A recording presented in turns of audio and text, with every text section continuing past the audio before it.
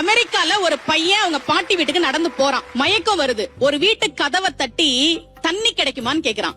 கதவை திறந்த பொண்ணு முகத்தை பார்த்தா பசியா இருக்கியே உள்ளவா அப்படின்னு ஒரு டம்ளர் பாலை கொடுத்துட்டு நீ சாப்பிடு நான் சமைச்சிடுறேன்னு சொல்றான்.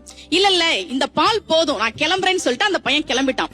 பல வருடங்கள் கழித்து அந்த ஊர்ல ஒரு பெரிய நோய் பரவுது. மருத்துவமனைக்கு நிறைய பேர் சிகிச்சைக்கு வராங்க. ஒரு பெண் வராங்க, நோய் முற்றி போய் வராங்க.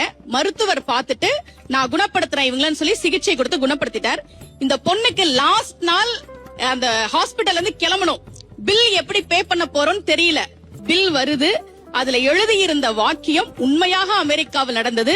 இந்த மருத்துவ சிகிச்சைக்கான பணம் பல வருடங்களுக்கு முன்பாகவே ஒரு டம்ளர் பாலாக எனக்கு தரப்பட்டு விட்டது. இப்படிக்கு மருத்துவர் ஹோவர்ட் கெல்லி என்று எழுதப்பட்டிருந்தது. அதனாலதான் நமக்கு உதவி செய்ன்னு சொன்னாங்க. பக்தியில அன்னதானத்தையும் தானம் செய்வதையும் ஒரு அங்கமாகவே வைத்ததற்கு காரணம், நீ எதை கொடுக்கிறாயோ அது பல மடங்கு உனக்கு நிச்சயமாக திரும்பி வரும் என்பதால் தான். Thank you so much. நன்றி for that thought.